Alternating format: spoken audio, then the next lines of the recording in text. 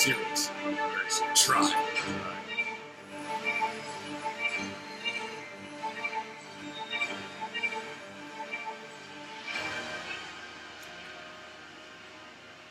Hey there, everybody. Welcome to a very special edition, a co-feature on the Sea of Tranquility and Comic Book Geezers site, web channel, I should say. I'm your host, Pete Pardo, and I have a very special guest here today, Mr. Dan Brown, owner and proprietor of the Warehouse in Newburgh, New York, as well as a mega zombie fan. And today we're going to do a show all about The Walking Dead. Not only the TV show, but the comic as well. This is going to kind of be a rant as well as a history of this iconic, whatever you want to call it. No matter how you slice it or dice it, it has been one of the largest watched television series in the history of not only cable, but in television. And you cannot deny that. Even the ratings as of such, with 5 million people, that is larger than Breaking Bad in its greatest season, its final season. So 5 million is nothing to slouch at, although it's dropped. But then again, we know human nature, it's kind of like we love to watch you go up and all of a sudden you fail. But they're not failing. It's 9 years. Yeah. And let's face it. It's been a great run. Great run. And it's still having a great run in the comics. So let's go back in time a little bit. So we've had a love affair with zombies in this world for quite a number of decades here. And it kind of all really jump-started with George Romero back in 68. I mean, I saw it in the movie theaters in 1970. Not to give away my age, I was 6 months old. No, but I was. I saw it in 1970, I believe, on the midnight showings. And when you saw it in those days, it was so breakthrough. If you put it in perspective, it was a time when all of a sudden, not only was Grandma coming back, or like the very buxom vampires in the Hammer films, which have a special place in my heart as a testosterone-driven teenager, but all of a sudden you have the Night of the Living Dead, where Grandma's coming back, or that creepy aunt you always ran from, they want to give you a kiss, but they don't want to come back, they just want to eat your face. That's it. And so you sit there and say, get me the hell out of here. But that put a hold, to put yourself in that perspective of Night of the Living Dead, it was such a breakthrough film on so many levels. It's worth a show or a symposium or college study on many levels. But anyhow, we're not here to talk about it. We know what George Romero has done. He's always been a special place in my heart. We're talking about the show that actually he inspired. And actually Robert Kirkman will say the first thing, if it wasn't for The Walking Dead, I wouldn't be here. And that's true. And so that's what we're here to talk about. Romero definitely spawned the comic. Absolutely. But there was kind of a little bit of a lull in Zombieville in general. I mean, we had, Romero did a ton of sequels. Oh, yeah. And we had a bunch of other, mostly bad zombie films over the years. But it wasn't until, and I don't remember exactly the year, that the Walking Dead comic first hit the stand. I think it was 2005. I think, might be early, exactly. 2003 or 2005. We're not that much up on copyrights, but we do know it was around at least 5 to 7 years before it hit the screen. But a pretty big deal. When that comic first came out. I mean, that was kind of like the sensation on, again, not a Marvel comic, not a DC comic, right? On Image, and in black and white. Yeah, exactly. And to a nation of people that, realize I'm afraid of black and white. Little do all of you know that prior to 1964, when color TV came into our homes, the world was black and white. That's right. Okay, but getting back to that, yes, it came out, it made a sensation. A friend of mine had told me about it. And he said, you like zombies, there's The Walking, you have to read it. And his pitch to me was, it's not about the zombies. It's about the people. And I was like, oh, that's cute. And whatever it was, but I just didn't. If you're a horror fan, you didn't want to hear that. Yeah, right? but I just wasn't reading comics at that point. I had so much going on. And then all of a sudden, about a year, when they announced that Walking Dead was going to, of all places, AMC, on a cable channel, I got interested in it. And I went out, and a friend of mine lent me a couple of the hardcover editions that covered the first 48 issues. At that time, 50, and what's easier, the soft covers, which cover, I think, 6 issues. Yes. 6 issues? 5 or 6. 5 or 6. And there's the large compendiums too, which I have the first 2, which are enormous. And that's a great way to do it, So I went, I read them, and I said, wow, this is pretty, I got kind of hooked on it. And then I watched the show, and I enjoyed it. There was, like I said, the comic runs in kind of on another lane on the highway, but it's slightly different. And what kept me intrigued about The Walking Dead was that it went with the comic but it changed things up enough just to keep you interested. It wasn't like you did it verbatim because people get bored. I know what's going to happen. But things did happen in the comic and in the TV series, totally different, but it happened on different levels, and it kept people kind of like, oh, wow, I guess I'll turn in next week, or tune in next week, and that's what it was. Yeah, and I think the creators of the show were in a little bit of a catch-22, because what you just said before is like, you don't want to have the plots running exactly parallel to the comic, because then, of course, you have a selection of the viewership that is going to know everything that's going to happen. Exactly. However, there are a lot of people, millions of people, who watch this show who have never once opened up one of the comics. I think it will ruin them, and I respect that. I think people want to watch the show. I love the show. You know, I mean, I get it. I think to get a full understanding, you know, and when you want to join that secret handshake society of mutants that do both, that's a different perspective. Which we are both. We are both. We are both card-carrying mutant members of whatever that organization is. So for people like us, we've on and off been kind of frustrated with some of the directions that the show goes in, obviously. I mean, I had the same issue with, if you watch, I don't know if you watch Preacher at all. I'm a diehard fan of the Preacher comic. I've given up on AMC shows because it's deviated so far from the comic. I'm surprised about Preacher because it's funny, because Preacher was a Vertigo comic from the 1990s, which, A, was in color, so people read it. Vertigo at that time was the mature level, pushing the boundaries. And I always thought that Preacher, if anything is going to be adapted to something, it'll be Preacher. Now, I have yet to this day, because of probably what you went through, I have not sat and watched the Preacher story, because I thought it might deviate too much. Yeah. You know, but I thought that'd be the first one. The Walking Dead would be something like I said, black and white comic on Image, which is not a major label, to also make that. And a brutal comic. And a brutal. Well, mind you, the funny thing about it is that, and we'll get back to this later in the history, but Walking Dead was initially pitched to NBC and HBO. Now, I don't know what NBC's reasons were, but HBO... I could see NBC not taking it. But HBO? But they said there's too much blood in it. Who said that, HBO? They wanted to pull back on the gore. And then all of a sudden AMC, like, gore, we're in. Now, funny thing, to step back a little, I believe it was NBC in 2008.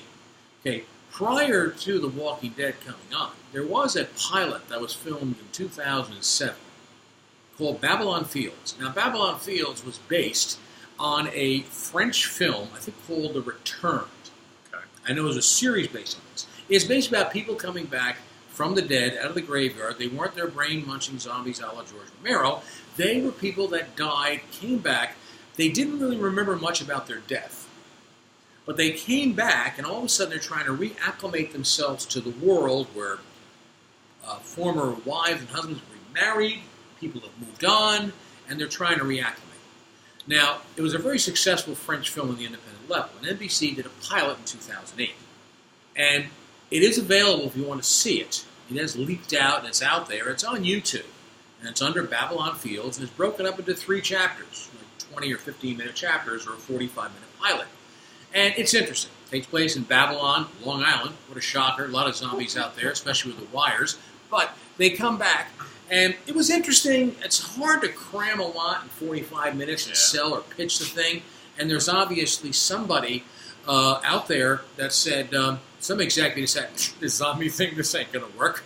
Right? And you know, meanwhile, if you want to visit him now, I think he's at the last Blockbuster in Anchorage. Yeah. But yeah, he said, this will never work. Now, the funny thing, The Walking Dead became so popular that, and not NBC, but the owners of the original story re-pitched Babylon Fields to another network. Wow. And they filmed a whole new pilot with Skeet Ulrich, Virginia Madsen, and so forth. Once again, Babylon, Long Island, same storyline, but that pilot was never picked up and has not been seen since. So there shows that. But that's going off to the sidetrack here. Let's get back to The Walking Dead. So Season 1, I thought probably the strongest season out of all of them, or if not in the top 3, basically hooked us all in. So whether you read the comic or not, well, it followed it pretty tight. It really did. Up until the CDC. Yeah. The comic follows, the first season follows the comic pretty tightly. Yep. The only differences that are really noticeable in it Not to ruin anybody who's never read the comic, and you plan on doing it. So, by the way, I forgot to say at the beginning of the show, spoilers galore here. Yeah, so if you're not up to date with either the comic or the show, you better stop watching right now. I take no legal responsibility for screwing up your holidays, okay? So that's the way it goes, all right? We're going to tell you stuff here you may not know, and if you do know, don't blame me, blame yourself. But anyhow, getting back to the first season, the only major changes that deviated from the comic is that, one, in the minor level, Morgan, his wife is not part of it. When he's sitting there in the window of the building and he's got to shoot his wife because she has a memory of coming back, which is very weird, she doesn't exist. She's mentioned and that's it. The other story's fine. Yeah. 2, Daryl and Merle do not exist. Get over it. Even to this day. To this day. They are not in the comic reasons for possibly why Daryl is not in the comic. That's more juicy backstage fodder. But the thing is that Daryl and Merle, Earl and Merle's a country group. Daryl and Merle don't appear in the comic strips. As a matter of fact, Daryl Dixon, the character, okay, when Merle disappeared and cut his hand off, he was supposed to be gone. Okay, and then Daryl was also supposed to buy it himself. Norman Reedus and Daryl were not supposed to stay on the show. But he was so popular, and I'll tell you why he was so popular compared to most of them, that he became a series regular. The other thing that has changed also is that they do not visit the CDC. That does not exist in the comic. In the comic, to this day, if people read through it, they are unaware of the global implications of this plague. It is a mystery. It's a day by day. They don't realize how far this spreads. The thing is, now there's 2 reasons why they did the CDC. One, Robert Kirkman, for starters, not one, but he's come out and said, I've always regretted writing the CDC thing, or participating in the CDC. Now, I believe, and I may not be right about this, once again, these are theories and stuff like that. You know, you want to sit there and get all bloggy on me, it's all cool, I don't care. But the thing is that with the CDC, is that they did it because I don't believe when they filmed the pilot, the whole series was a pilot, that if they weren't picked up, it gave somewhat of closure. They left, they drove over the distance, we never saw them again. Plus also, there's also the thing, it's like, you know, viewers are stupid, let's spoon feed them stuff. No, it's not just in Atlanta, it's everywhere. You got it? Okay, let's move on. They do that. Yeah. But I think it was more along the lines they weren't sure about it, and they said, let's give it some kind of half-ass closure. And that's what happened.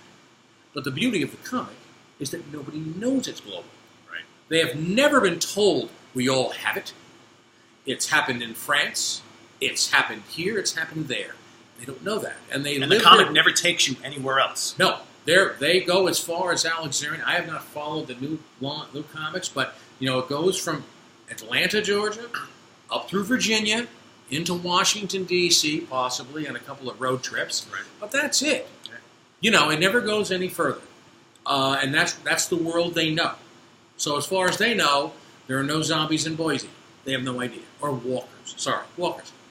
Yeah, that's my pitch on that. Yeah, no, but I love the first season. A good first season. And again, they introduced the characters that everybody came to love over the course of many seasons. And handled well. Yeah, so Rick Grimes and Carol and Andrea and Carl and what was Rick's wife's name again? Lori. And of course Shane. The other difference. Shane never makes it out of Atlanta.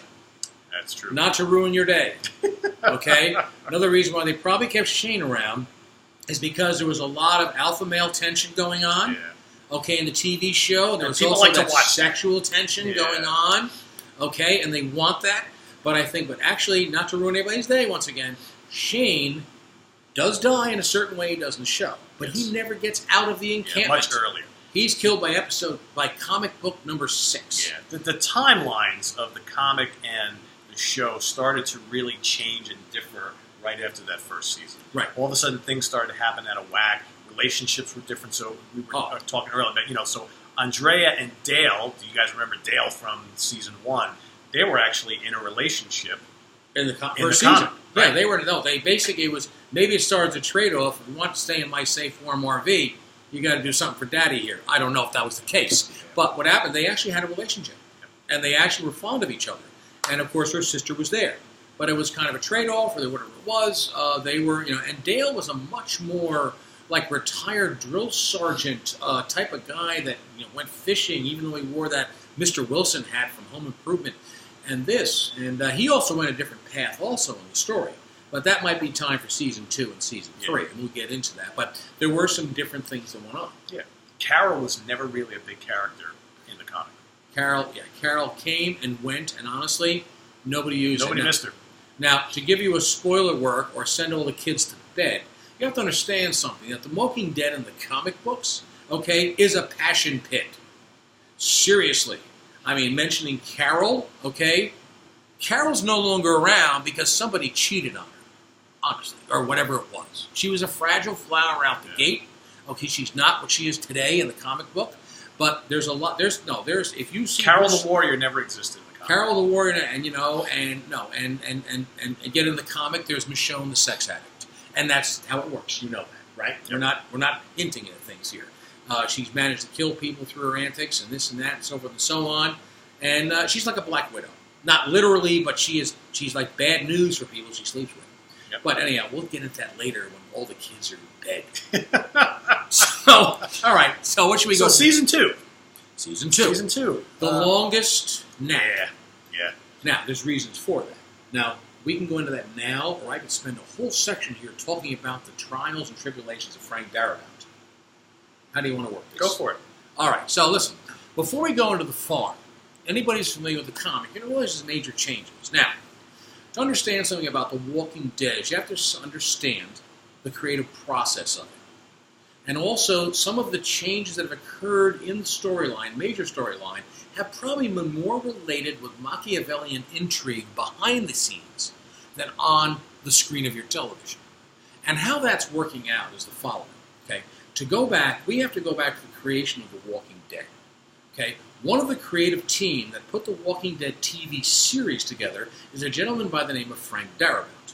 Frank Darabont is a very respected script doctor, director, writer in the big movie business. As a matter of fact, he was responsible, as I said, for the creative process, along with Robert Kirkman and somebody else, I can't recall off the top of my head, to actually, and Frank Darabont was the one that pitched it to the networks.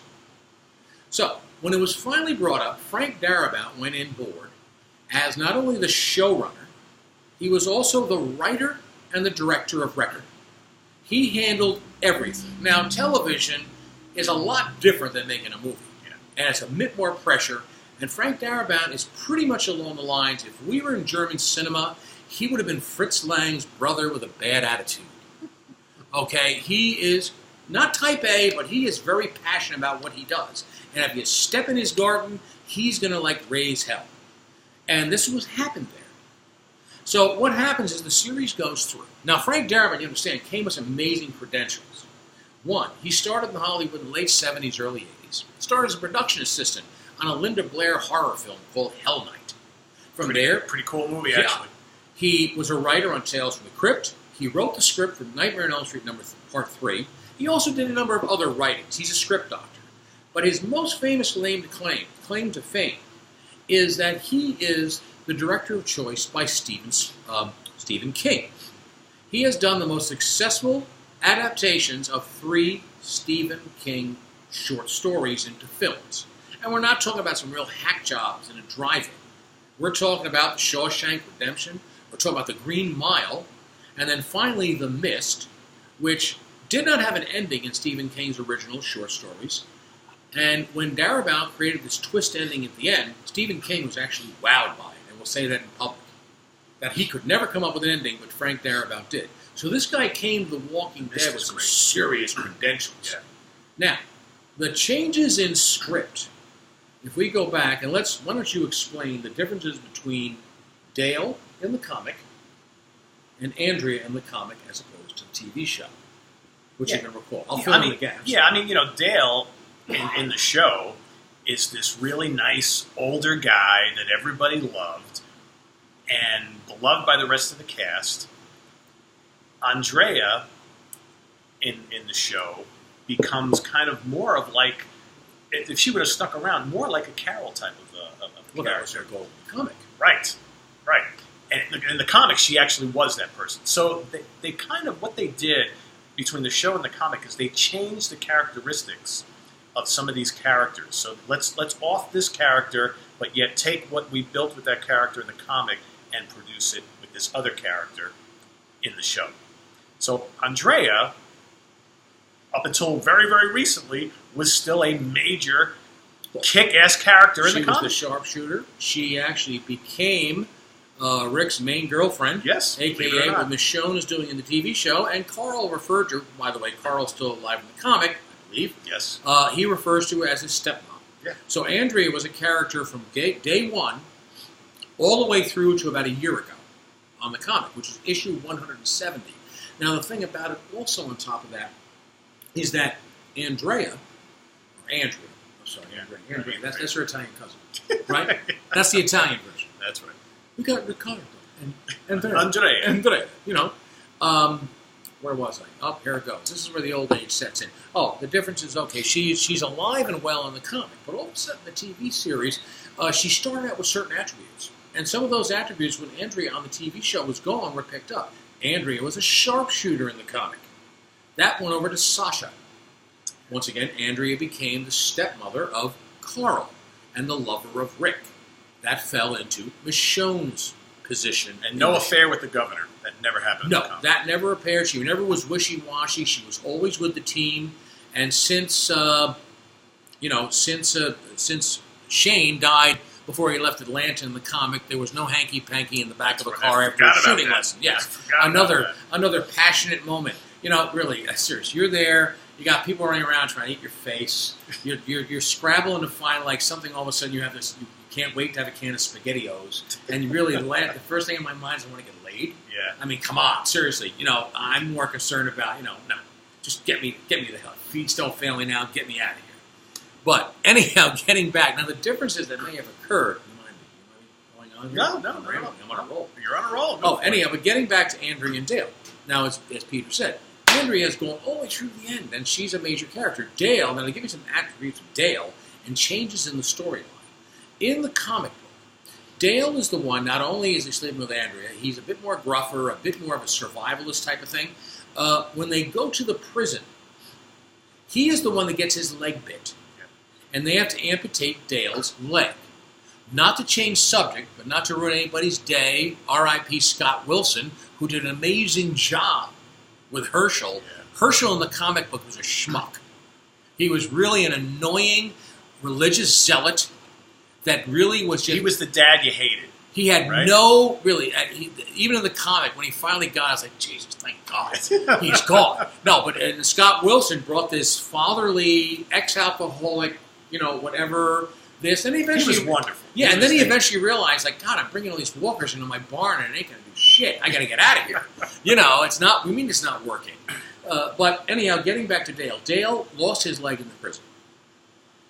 They cut it off. Now, at one point, he's in the prison, whatever he's doing, Dale, and he's outside. I think he's out like a paint-by-number set, or he's sitting there with a book, and he's sitting in a field, right? Yeah. Or he's outside, just outside the prison walls, and he's kind of enjoying, like, he's got his sunscreen, getting a tan, or whatever, or he's, and all of a sudden, he gets abducted by some people, and he wakes up with his other leg gone. Yep, that's right. Yep. And he was abducted by a roving band of cannibals. Yes, that's right. Now, roving band, spoiler alert, Terminus does not exist. Terminus, was, although well done and great in the TV series, did not exist in that. It gave everybody a goal to get to. And so what happened is, so the roving band of cannibals were more along the lines of a group called Joe and the Reclaimers. Was a band of roving hooligans that Daryl hooked up with after he lost Beth. And they basically go around, they say, I claim this. That's how they got it. At one point, they kind of pulled a mind screw on me on the show. And at one point, when Daryl was having an altercation with one of the Reclaimers, they turned around and they killed the guy. And I thought, they're serving him up for dinner. These must be the cannibals. No, they just let him go. We're going to eat pudding that Carl left behind in the house. So they get them. When Rick finds the cannibals, Dale dies of blood shock or blood loss. And all of a sudden, when Rick meets the cannibals, even toned down from the TV, they butchered them and burned them in a fire. Everything. Heads, pinkies, this, that, the other. All Done. They were gone. That was the end of the cannibals. Yep. There was no Gareth. There was no Bing Crosby's daughter making steaks on the grill. Okay? She wasn't there. You know, as funny as she was. Oh, I know her. She's Bing Crosby's daughter. I think. I don't know what marriage, first or second, but, you know, yeah. You know, he's the crooner's kid. But anyhow, so there's no Terminus. No Terminus. You know, and then, of course, Dale's loss of a leg went to Bob later on, and the whole thing. So that's how Dale's saga played out in the story. Yeah, very different. Andrea, on the other hand, went all the way as we discussed. Yeah. Andrea in the TV show, what happened? All right, she's hanging around Michonne. Then all of a sudden she goes to Woodbury, and she not only falls for the charms of the governor, who, by the way, not to change stuff, I hope you're following these. You may have to watch this 3 times. But please watch it 3 times. The governor, even 5. Yeah, the governor in the comic is not this tall, strapping Englishman not at all. with an eye patch. If you go to the TV show, once again, they tried to play, before they decided to put Glenn under a friggin' dumpster and say, is he dead? Yeah. Right? They would play with these little games if you watch the comic. Because, in my estimation, when it came to the governor, when they went to the prison, they ran into the convicts that were living in the prison. And there was one guy, I can't remember his name, but he was the guy that Rick put an axe in his head. Remember, he was the guy who was the leader of that. Well, he physically looked like the governor in the comic. I thought, this guy's going to get kicked out of prison and become the governor. No, once again, they pulled one over on me. He was just some guy, didn't wash his hair in the prison, and he ended up with an axe pick in his head. Okay, but as people said about the governor in the comic, okay, he looked like a guy that ran the graveyard shift in an adult bookstore. That's how he looked. So anyhow, she falls. I was not, and he's a great actor, but I was not a fan of the casting of the governor or the way they portrayed him in the TV show. He is an awful, awful, awful human being in the comic. Oh, he's awful. No, wretched. His in the comic. Maybe not quite Negan wretched, but not far from it. And they really kind of pussyfooted around. Oh, yeah. Plus, also, in the comic, okay, the governor, number one, you see Aaron running around late, watching the show, he's got like this cyborg hand.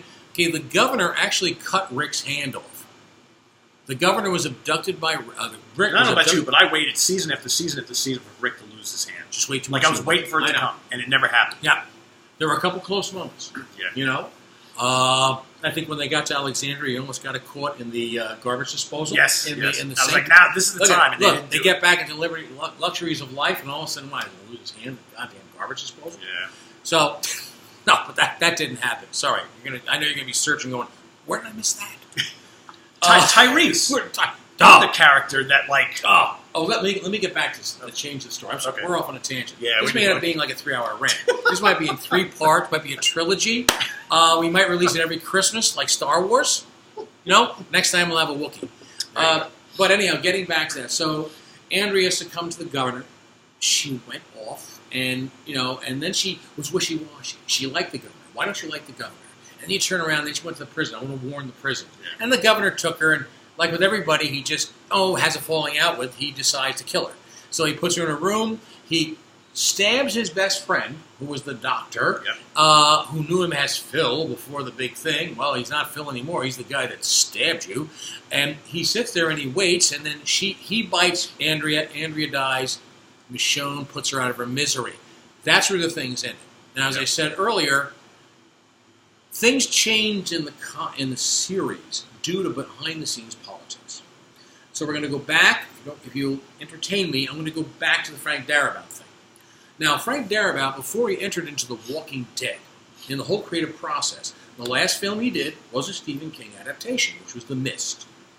There are 5 people in the Mist cast that either almost made it on the show, or had a small role, or became a major player. First, we're going to start with the main character in The Mist, by an actor by the name of Thomas Jane. Thomas Jane has been in numerous things. Punisher? The Punisher. He was in a TV series called Hung, about being a middle-aged male prostitute. A comedy, not serious. It wasn't drama. And there's nothing serious about middle-aged prostitute men does. But thanks. Where am I going with this? Where was I? Frank Darabont, right? Yeah, the cast from the Yes, Mist, and so Thomas Jane was actually Frank Darabont's first choice to be Rick Grimes.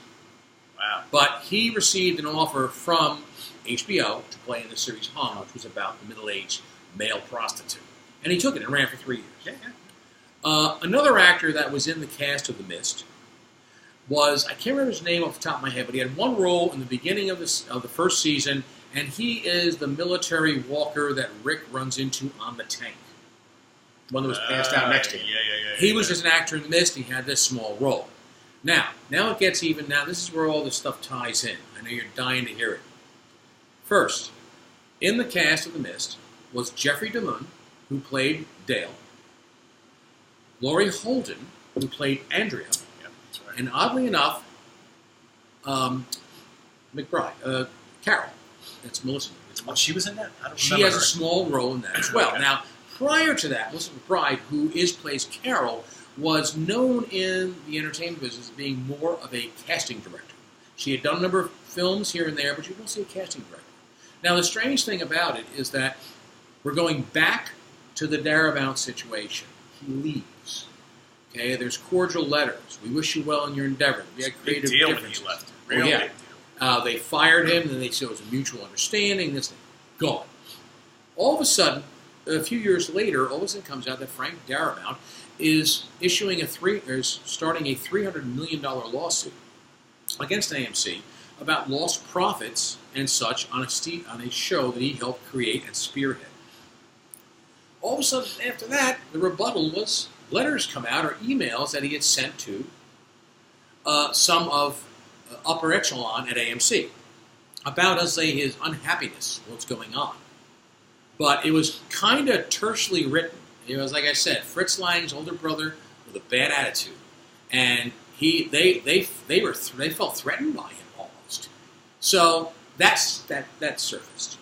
Then another year or two goes by, and then all of a sudden you hear Jeffrey DeMunn, who played Dale, is that when he told AMC that if Frank Darabont is out, I am out. And thus, he got written off. Secondly, Laurie Holden, who played Andrea, who thought she was in for a nice long ride with this character according to the comics, because many of them did start reading the comics, get an idea of their character. All of a sudden, she found herself in this wishy-washy role, and then all of a sudden, written off the show. Goodbye. Yeah. And I think the only reason why, and if you notice this, season 2, which is Herschel's Farm, and it's very long. Long and drawn out, much longer than... And it's only a 5 or 6 book story arc. Which took them 2 seasons to get through. Pretty much, 2 half seasons, correct. I don't think they went straight through. But give us your input on the Herschel Farm era, and then we'll kind of... You know, there were a couple of episodes that were extremely well done in that arc on the TV show. Like, I thought the fire episode was great. Oh, yeah. Where the bar goes on Yeah. fire. And that was very well done. Probably because it was signaling the end of the arc, right? But I thought that they used that story arc on the show and extended it so much to develop those characters. Yes. Which, when you look back on it, probably they did a really good job.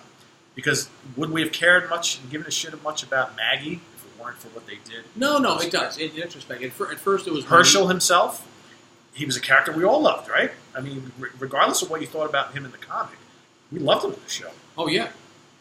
And and that's true. And that's why it's also, we'll get into like the differences on how people bit the bullet. Yeah. Herschel we didn't like, who just got taken out of execution style to prison. And then there's the Herschel we loved and how he went out. And that was totally different. Yeah. Shane became a scumbag on the show at the farm. Mm-hmm. Okay? Which, you know... But I think that Shane, he's not a scumbag. I think But they betrayed him that way. No, they did. But I think he was like, you got Rick... See, the thing is, the first line that was ever issued, the first line ever spoken in The Walking Dead, okay, and this is something that stuck with Rick Grimes to the end, who was conflicted about it, is the first line he ever utters, "Little girl, I'm a police officer." And I think in his mind, up until the day he left the show, The character He always was that guy. He always thought he was a policeman, and he could not. He was there to protect and serve. He was not a leader. He was not a leader. No, he was there just to direct the traffic, but he failed miserably, and that was his conflict. Right. I think what it was is that Shane. The funny thing about it is that Shane could very well be what Negan is. I mean, basically, you had to adapt to the new world. Anybody that found their social conscience, their moral center on this show, you might as well put a red shirt on and join the Star Trek. You're going. You're done. I absolutely agree with you. I think if they would have let Shane live, let's think this hypothetically, put our crystal ball together. Fast forward a year, Shane doesn't die. Could Shane have been another Negan or another governor? Well, he had it in him. He could have left off to be it because he had a much more survivalist attitude. Sure, but there's been a lot of there's a lot of back and forth with Rick also as time goes on. But we'll get into that. So, the thing is that, we sit with the characters as they went in Season 2. I think a reason why the season was so long is that Frank Darabont, to the best of my knowledge, he's the director and writer of Season 1, Episode 1 of Season 2. He is also the director, or at least the writer, on one more episode in that season. But he left early on, and I think what it was, they extended it because Darabont is such a stickler for detail to storyline, in particular with the adaptations, that they didn't have anybody on board that would be that way. Yeah, I think they extended a couple of those dead episodes just to give us some time to keep writing, because Frank Darabont's a machine. Good, bad, love him or leave him. I mean, he was the guy that did this, and that's why I think it was long. I think in retrospect, when I used to sit and watch the show, I would always go back and revisit the first, second, third season when the new season came out. And all of a sudden you turn around and always Season 2, I always go like, oh, I can zip through this. Oh, I can zip through that. Oh, I can zip through that. I can zip through this. I really care about the pregnancy test. Keep moving, And not that I want carnage, but, after a while, it became so much. Right. But now we go to Season 3. So, prison. I thought, personally, other than some subtle differences, I thought they did a dynamite job with that season. I was very happy with it. Yeah. I was happy. Other than thinking they killed the governor by accident early on. I liked how they handled it. I like the prison, and if you really want to include the prison, you have to include the first half of Season 4, which is the return of the governor. Right. And that's something that in the book was one story. They meet the governor. He chops Rick's hands off. He's basically a P-R-I-C-K. He also rapes Michonne. That's right. He raped Michonne. Of course, Michonne cut his arm off and his eye. He's running around, seriously, looking like a very damaged roller derby player in the end of the show. And he was much more scummy. Yeah. But it's, the prison followed it pretty well. Pretty well. Except for the end, the big climactic battle, Laurie gets killed, the baby gets killed. There is no baby Judith in the comics after the prison sequence. So that was, Well, when people get all, like, squeezy eye. Can't kill babies, right? Yeah. I mean, when people get scared or get like, oh, there was so much fun. Oh, poor Glenn's eye popped out. And this like that. Let me tell you something. In the comic, Glenn's eye does pop out. All right? As a matter of fact, it is as brutal in the comic as it is on the TV. Yep. But when, actually, you're right. No, Laurie did not die in childbirth. She's not killed by Carl. No, baby Judith was born. And as they're running from the prison, bullet through both of them. Right. Done. Goes through Laurie into the baby. They're both dead. And guess who fired that bullet? The governor. Yeah. The governor shot her, of which a sympathetic character in his group, it wasn't like Rick got the hell beat out of him by him and then Michonne took him out. Okay? After he sat and shot the mother and baby, some woman in his entourage just pushed him into a group of walkers, and he got taken apart. And that was it. End of the governor. Now, I did like the fact in Season 4 that we did the governor, what happened after the prison. Remember, the first half of Season 4, he's wandering around with a beard. Obviously, no one's killing him. Right. And then he hooks up with a new family and possibly a new baby. And all this. Yeah, that was kind of weird but interesting. But it was kind of a little background on him. And I thought that was really great with that when they did that with him. But I think it even got better. Well, two things. If we go back to Season 3, if you recall, when the governor sat there, went to the prison, he failed miserably. Right? He left, he's so pissed off, he shoots everybody. Yeah. He kills everybody's entourage, and then he tells Martinez and this other guy, come on, let's go. I mean, first thing you're not going to do is like, can I have shotgun? Oops, sorry, just kidding. You know, and then on top of that, can you imagine being on that ride with him after he's just killed everybody else in the town except you two? What do you possibly say? Yeah. I'd be a fly on the wall of that cab of that truck. That was priceless. But that's the way I would view things. But then again, I don't view things normally anyhow, so that's good. So anyway, getting back, you know, they finished up his story. Yeah. And, you know, but he also... He kind of got okay, had the family, and then he realized, oh shit, I don't have to put heads in aquariums. I'm just going to put heads, I'm going to put whole bodies in a lake with ankle weights on them. And he's got this like trophy room of zombies trying to get to the top of the water. In my opinion, they waited too long to make him that guy. I know. Yeah, he should have been that guy from the very beginning. Oh no, he just lost his mind, and that's it. Walks around where Daryl walked and wore a necklace of ears. He should have just had, like, shoes made out of their heads. It would turn into, like, Leatherface. You know, just nuts. But, anyhow, they did that. But season 4 and 5, though, are some of the best written seasons. Yeah, I agree with you. So, in the essence of time, let's kind of skip through that quickly to get to the Negan era. Oh, that's probably what most people want. Anyhow, season 4 and 5 are the best written seasons of all time. The character development, they were juggling about 14 characters at one time, and I really gave a shit about them all. And they moved forward. And, you know, they almost starved once. They were eating dogs. They got trapped in a barn. Walkers were attacking them. It was awesome. And no, they really developed the character. Everyone went on a journey. This way, that way.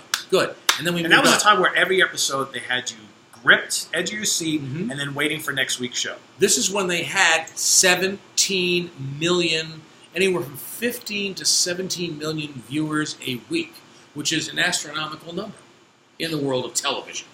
And that's when they had their highest point. Yeah. And then along came Negan. Yeah. Which... Well, actually Alexandria, but Negan. Yeah, exactly. But, you know, if you followed the comic, the whole Negan arc with the Saviors is long, and it's probably some of the best writing in the comic. Oh, yeah. Right? So most of us, because, you know, you got to remember, the TV show is lagging behind the comic by a good... couple of years, all right, at least. So, like, you know, right now they're just getting to. I don't want to skip ahead too much. Right now they're getting to the whole Whisperers arc, which happened like 3 years ago in the comic, at least. So that's how slow they are. But we were all waiting for the show to catch up.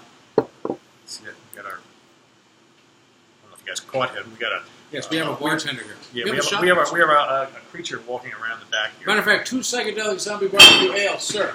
Just give me a whole basket. That was warm, though. Can you give me some cold ones?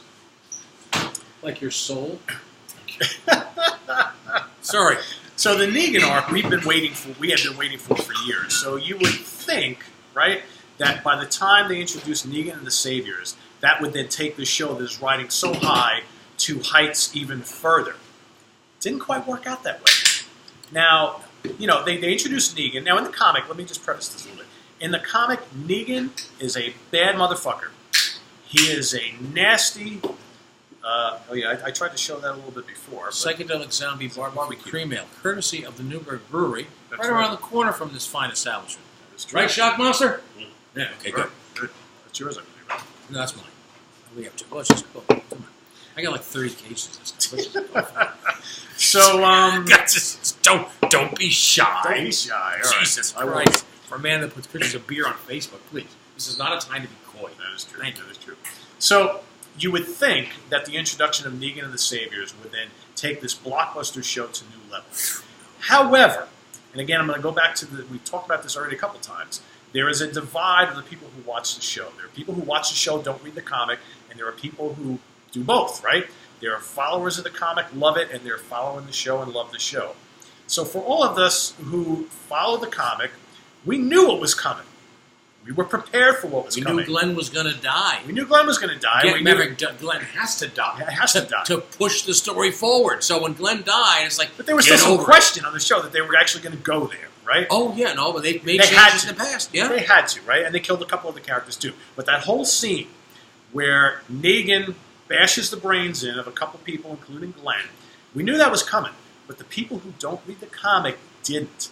And that episode pissed off so many viewers. It's unbelievable. Some people called it horror porn. Horror porn. Like, oh my God, I can't believe they show that on television. But just how can they kill Glenn, my favorite character? Well, just to clarify this, the thing is number one, when we ended that season, where all of a sudden there's this cliffhanger. Yeah. Okay, where who did he hit? Who did he hit? Now, I'm going to go back to a time when I was younger, many years ago, with the troglodytes, the dinosaurs. No, there was a time back in the 60s, the 70s, in particular the 70s, there was no such thing as spoilers, bloggers. There was no this, there was no that. All you knew was what you read in the papers, sad as it seemed, God forbid. But the thing is that there was a show called Dallas, and Dallas was a nighttime soap opera, and there was a character on there called J.R. Ewing, who was a real piece of shit. Okay? And at one of the end of one of the seasons, somebody shot him. And for the whole summer, you had to wait until the fall to see who shot him. Now, the thing but that's all anybody talked about. Yeah. But in those days, there wasn't tweeting and all this. These type of things in shows were called water cooler conversations. When you were in the office, everybody get together, so did you see that show last night? Because that's the only way you'd see it. There were no VCRs unless you had a lot of money. Nobody knew. So the thing is that I believe that whole episode where they bashed their brains and they left us hanging, okay, I think that was genius.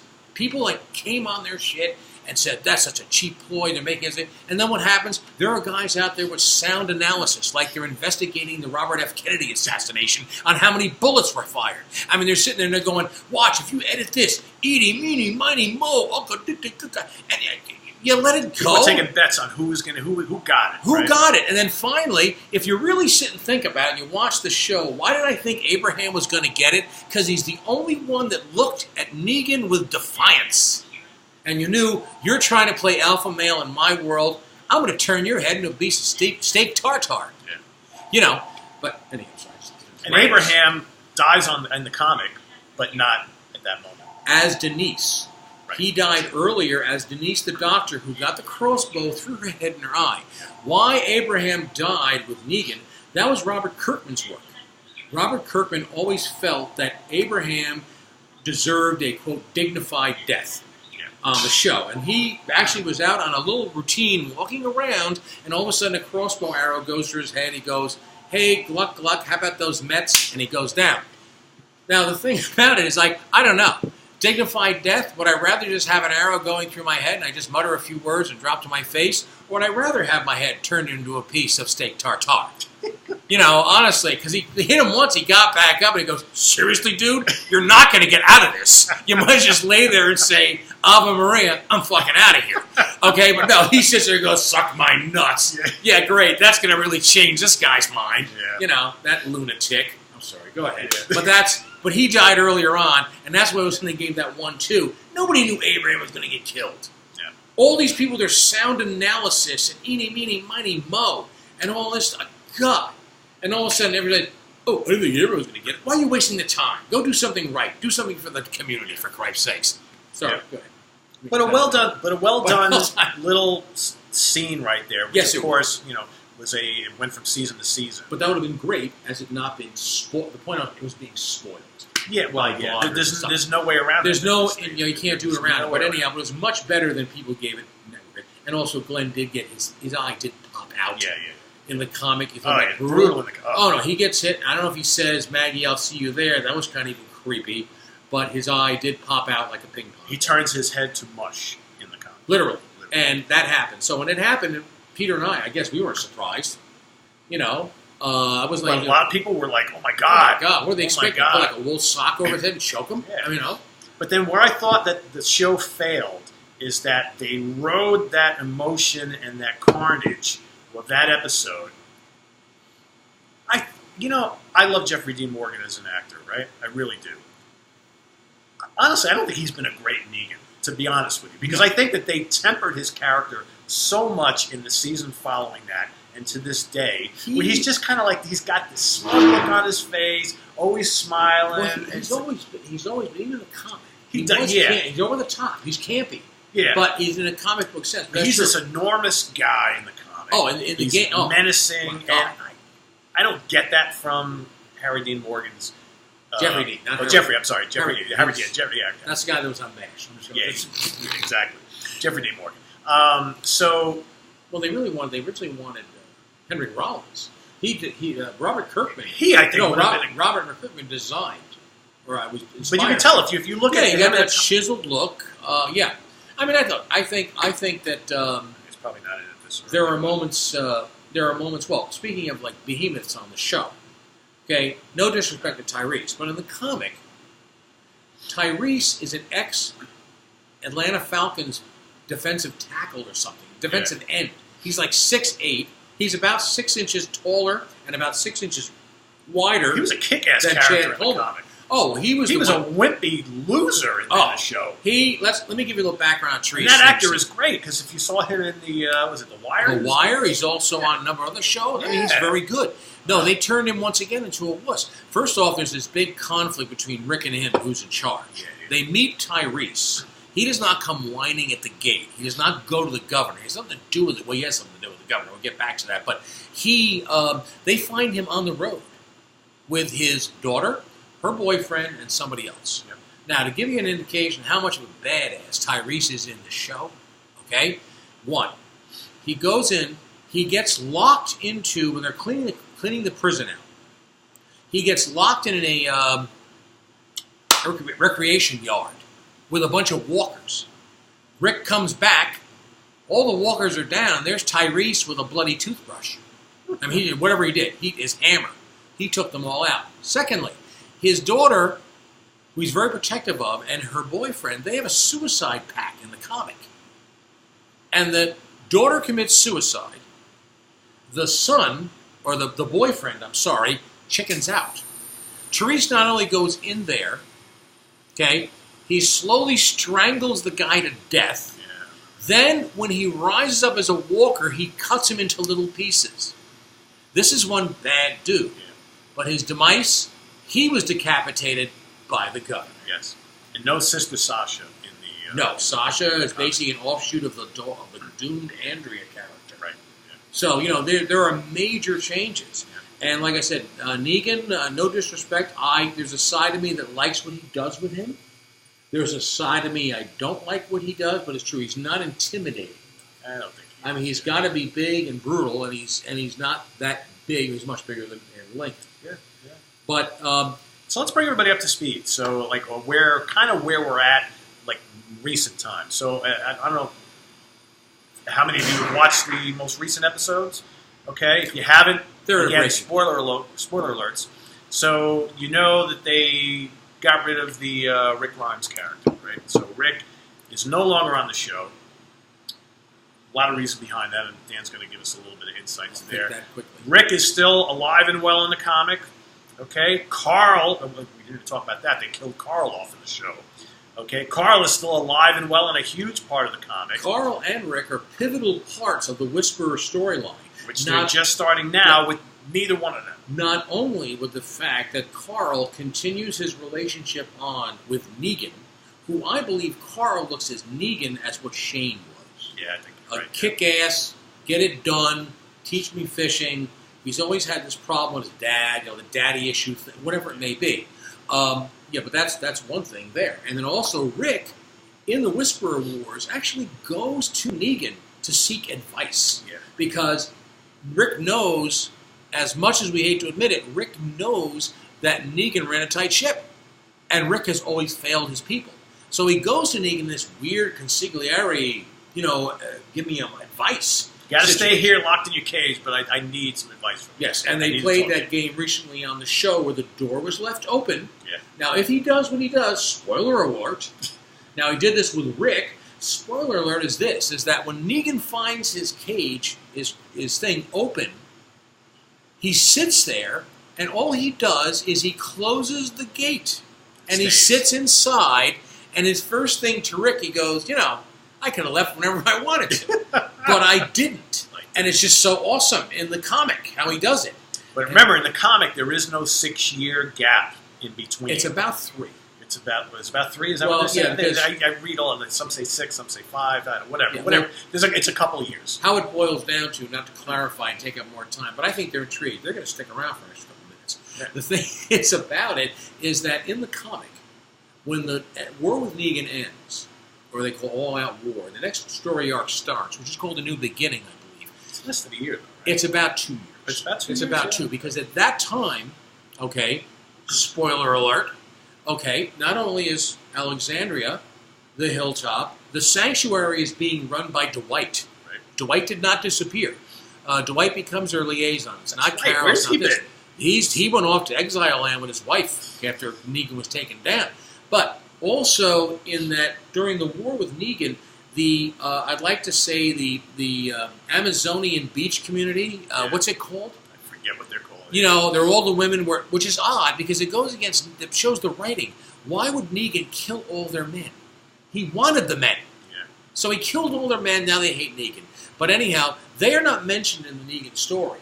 But in the New Day or the New Beginning, when it jumps about 2 years, all the places are prospering, and they are using a kind of a dock, waterfront, similar to that community.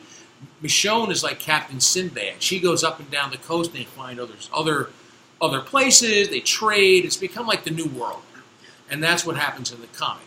But anyway. And Ezekiel, who is still alive in the show, dies in the comic. In the comic, Ezekiel and Michonne have a relationship. Oh, Michonne, not Carol and Ezekiel. Let's get back to that. Let's get back to that sex pit. Okay, let me explain something about Michonne here in the comic. Okay, Michonne, number one. Okay, she starts to the first person she sleeps with is Tyrese. Tyrese, yes. Now, this is why the Carol of the comic book is no longer around. Carol was they did not play the emphasis on her that she was this battered housewife.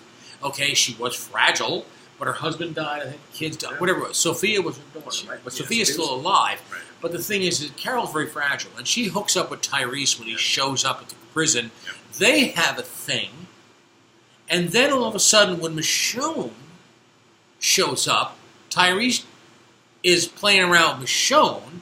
Carol attempts, now here we go, cover the kid's ears. Carol goes in and tries to have a threesome with Rick and Lori, of which they tell her to go away. They were horrified. Oh, it was like, God, a menage a trois in a prison cell. Yes, this happened in comics, guys. Yeah, finally, wow, check that off the bucket list. But anyhow, that's what happened, and she's so distraught. Now, meanwhile, going back to the CDC, where it doesn't exist in the comic and nobody knows what the hell is going on out there, they have a walker tied up out in an exercise yard. Apparently this prison had multiple exercise yards. But they have this walker, and they just observe it.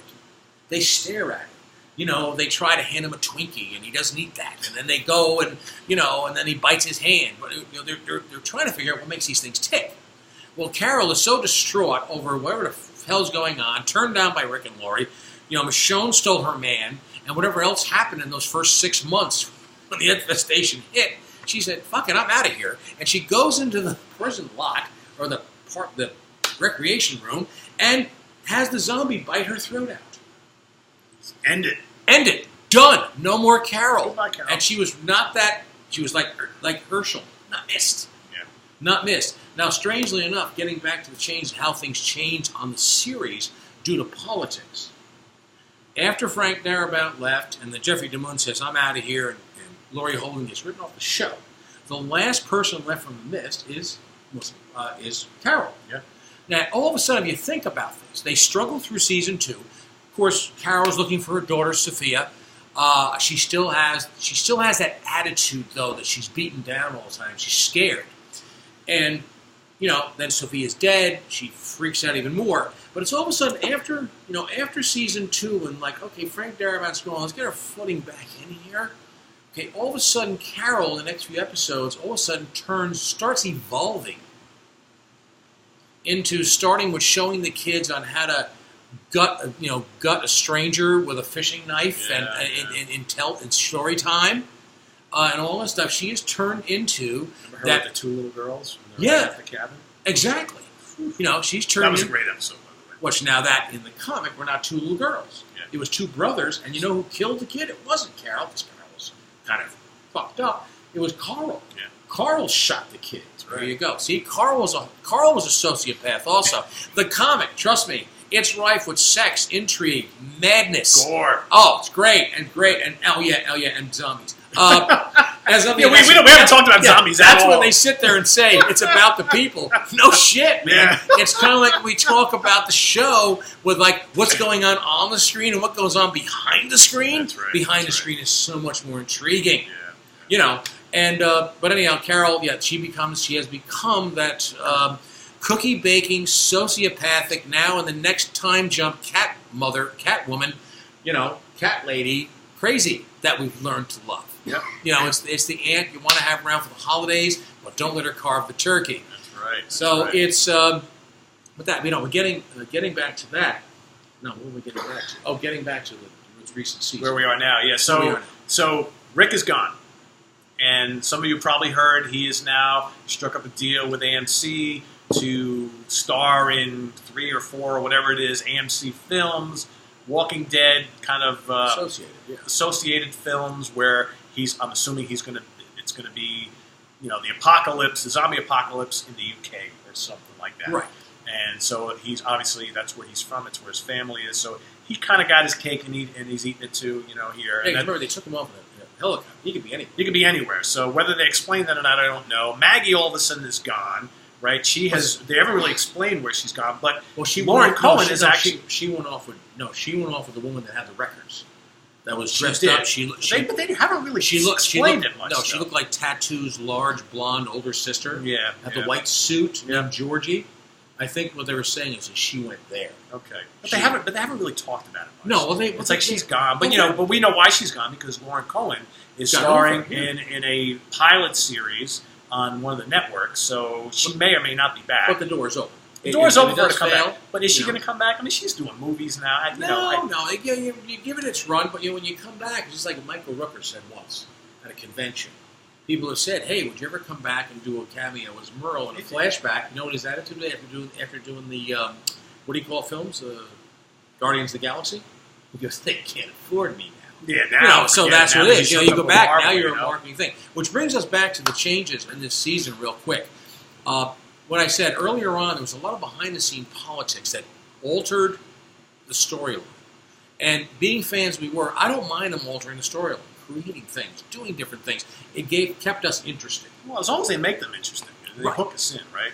But now, whenever there's a major change, like in the beginning, okay, Dale and Andrea, they haven't been picked up for a full season, and also these main characters are going off who are in the, quote, the Canaan.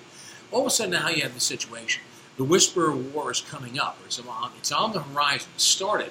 Now you've got, for starters, Carl and Rick, as we said earlier, are major components in this story. Now, why did this happen the way it did? This is my theory and what I've been able to read, and sometimes things slip out. They don't wait 3 or 4 years like the old days. People don't give a shit. As soon as the bad news, let's get the bad news and get a lawsuit going. But what happens is all of a sudden it's like they didn't mention that Chandler Riggs was going to college. Nothing was ever said. There was a rumor. That was said. Then all of a sudden, he was looking at other movie offers. It never really came out, and then all of a sudden they killed him. Yeah. He's gone. And soon afterwards, Chandler Riggs' father, who kind of oversees his career, made this public statement that I never liked or trusted Scott Gimple from get-go. Now, we don't know what happened behind the scenes. Was it, we want more money, we want to do this, we want to do that? We don't know. Soon after Carl or Chandler Riggs was written off the show, Jeffrey Dean Morgan came out and said, I'm disappointed that Chandler Riggs is off the show because I was looking forward, one of the reasons I came on was the dynamics between Rick and his son's character. Yeah. Now that's gone. Now they have him talking to Judith, and then Michonne pays him a visit. And what? Father Gabriel, he's amped up his cred lately, but it's another story. And why is he with Rosita? He's all over too. What is that all about? And Rosita's supposed to end up with Eugene in the comic. In the comics, not to ruin it. I know. And then the thought of her being with Eugene might be quite repulsive. Yeah. I get it. There are more men than Eugene in the. And if I had to choose behind a one-eyed Seth Gilliam and a fully functional Joss McDermott, if that were my persuasion, I may go with Father Gabriel. Okay, sorry, so shoot me. But anyhow, I'm sorry. I'm having way too much fun. Too much fun. Hey, okay. No, but anyhow, as it gets back to the season right now, that he and Jeffrey Dean Morgan made this announcement that I'm disappointed.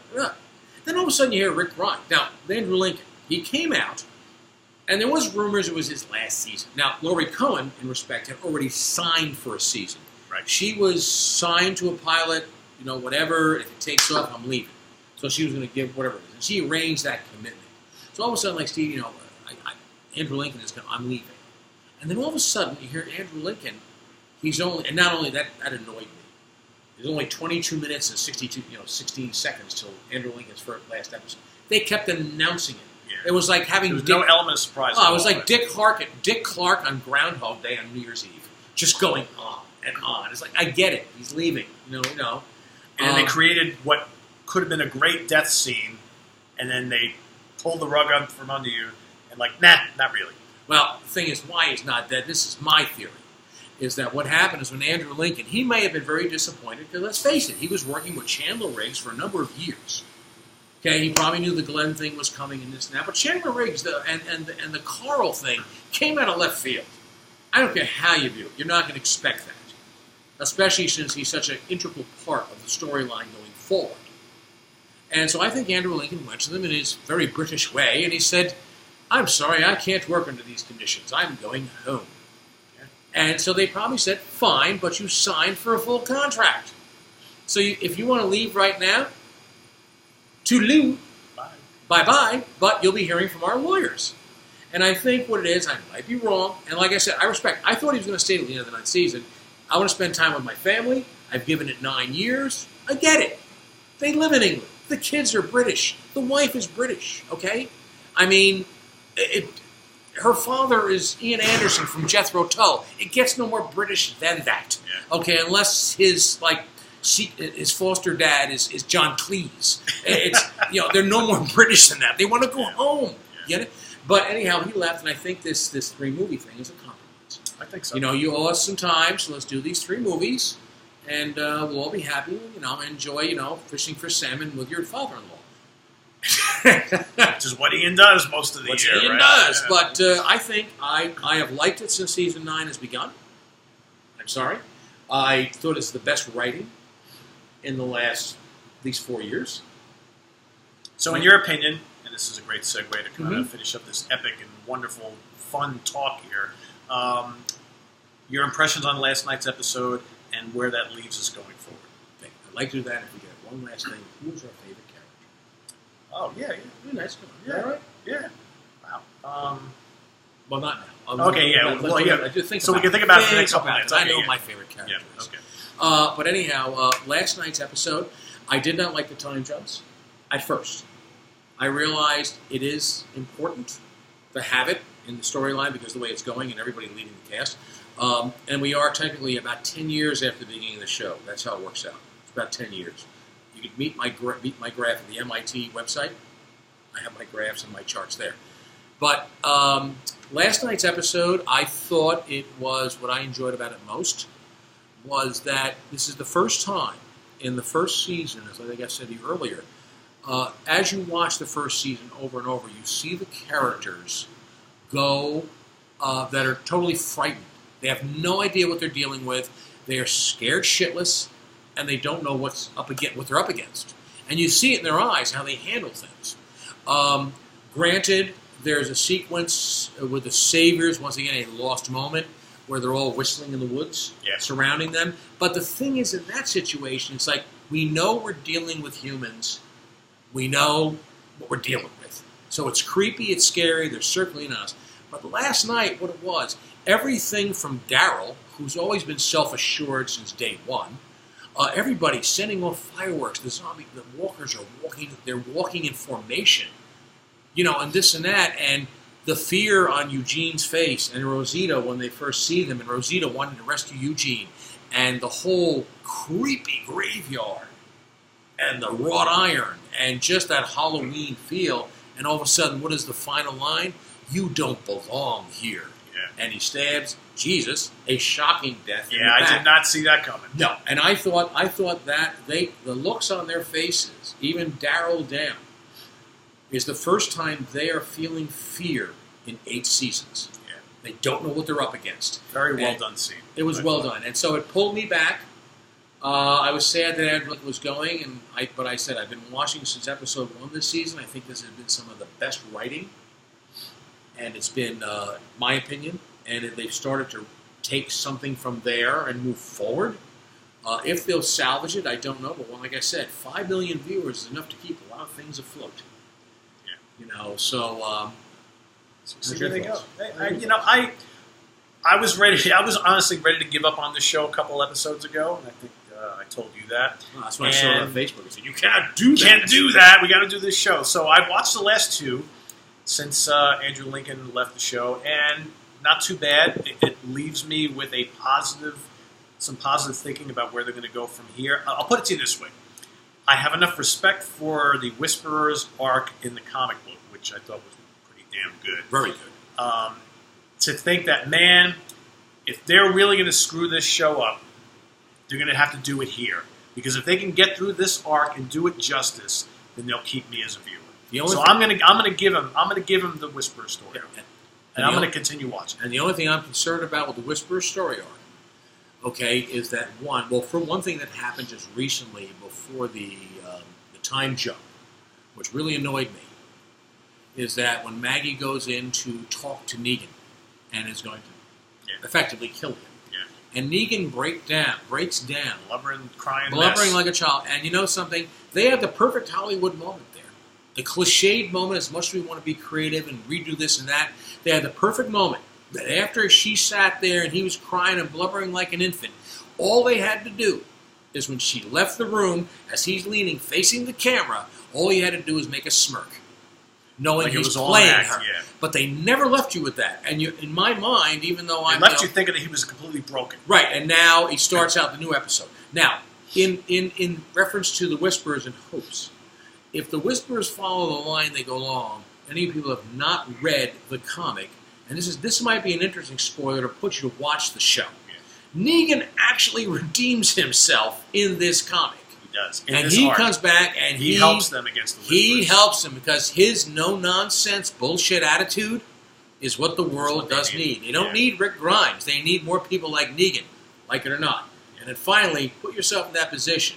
If we had followed Negan's story from day one as opposed to Rick Grimes, you'd like Negan equally as well. Because they're both pretty savage in their own way. In their own way. More savage. Now, finally, the last thing we're going to do as we finish this 3-hour miniseries, and that is... well, just to let you know, this is the most recent paperback volume. This is number 30. So it's called New World Order. This introduces... We're already done with the Whisperers arc. This introduces the Commonwealth. A little bit different. Again, it's just starting with that. I know you haven't read this yet. This is the place. This is basically the kind of the big city that they discover, where they have different classes of people, and it's run like a regular society. Except what they do is the people in power. What they've looked at is everybody who lives in this city called the Commonwealth. Whatever you were, whether you were lower class, middle class, upper class before the zombie apocalypse, that's what you are here. And if you're a lower class person or a middle class person, you got to work. You got to do exactly what you were doing before. But if we were upper class beforehand, we're running the show. You know what's funny? That's funny. This kind of shows. Not that we keep going further, but if you could edit this into 4 segments. The interesting about it, you mentioned the Commonwealth, and I have not read the Commonwealth arc. The funny thing about it is that going back, and this is a big plug for George Romero, is that George Romero was the one that started this all. Yeah. You know, he was, and in essence, not just started it, he was one of the pivotal independent directors of cinema in the 60s.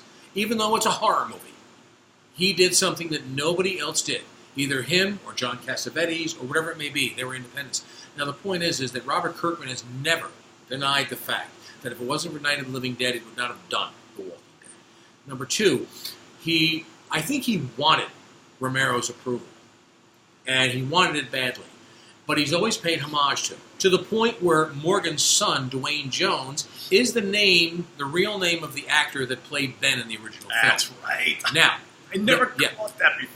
The funny thing about it is the Commonwealth, if it is what it is, and I have not read the comic, where you're higher echelon, you're lower echelon, that is the basic premise of George Romero's film, Land of the Dead. Yeah.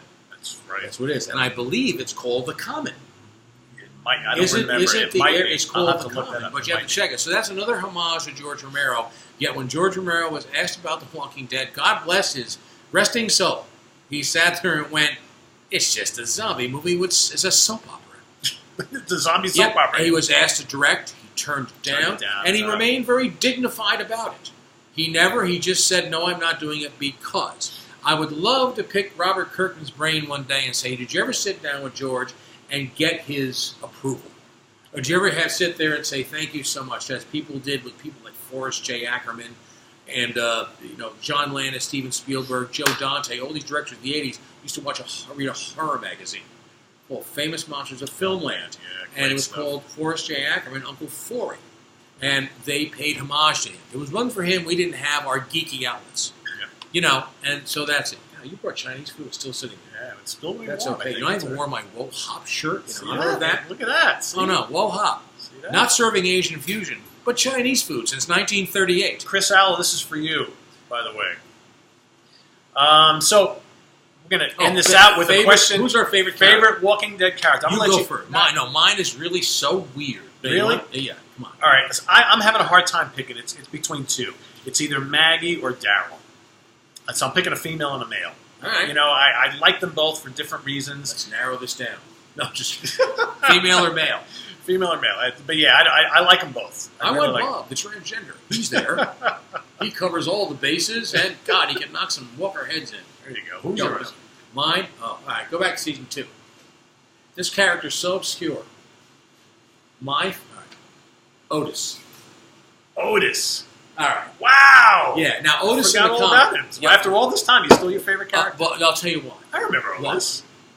Otis, okay, in the comic was there. He died. Whatever it was. He's one of these characters. But in the series, man, there's this guy. He weighs about 300 pounds. Number one. Wasn't he the brother? He was. No, he was friends of Herschel. Herschel's friend. His family friend, right? He was an orphan they adopted. Right. But anyhow, he was this guy. He weighed about 250, 300 pounds. How tall he is. He obviously, after the apocalypse, right, he's raised by Herschel. He obviously is hunting deer. That's how he shoots Carl. Yeah. He's also responsible for wrangling the zombies to bring them into Herschel's barn, right? Now, so he's obviously a provider. And then on top of that, he shoots Carl. He's totally filled with remorse. As far as a character, right? What does he do? I know the school. It was a FEMA space. Him and Shane go there, right? They go. He's out of his way. He goes down, this and that. They get trapped. They come out. They end up in a gymnasium. Shane's like... Yeah, I know. Gymnasium. And, they're on top of the bleachers. And it's Shane, and it's Otis. Now, Otis is, and meanwhile, they'd have no way out. So what does Otis say? Otis says, I could lure them away. Shane goes, where? That door. It goes into the locker room. He goes, why do you go in that locker room? He goes, well, the window's there. I can get out those windows. I can't get out of the window. Give you some time to get out of the window. So he goes, Otis jumps, right, all 300 pounds, onto the gymnasium floor. And he runs into this door. And you meanwhile, you're going, this fucker's toast. He's done. He's not going to get out. And then all of a sudden, Shane gets through the window, sprains his ankle. Shane's running around limping. You hear a couple of shots as Shane falls out the window. So did Otis shoot himself? Whatever happened, right? You don't know. But all you know is this guy is not very fast. And so Shane comes around, and next thing you know, Shane is cornered. And Walker's heads are coming off. And there's Otis in the background with the gun. And he's taking these things out. Shane Gray, he saves Shane. And you figure, first, when this guy jumps off these bleachers, he ain't getting out of this. But they run, they're going along. What does he do? Shane shoots him in the leg so he can get away. And they could have gotten out of there. Together. And he shot him in the leg so he could be a hero to Lori. And, when Otis went down... That's why I told you Shane was a scumbag. Yeah, he was. No, he was a scumbag. He was more... Yes, absolutely.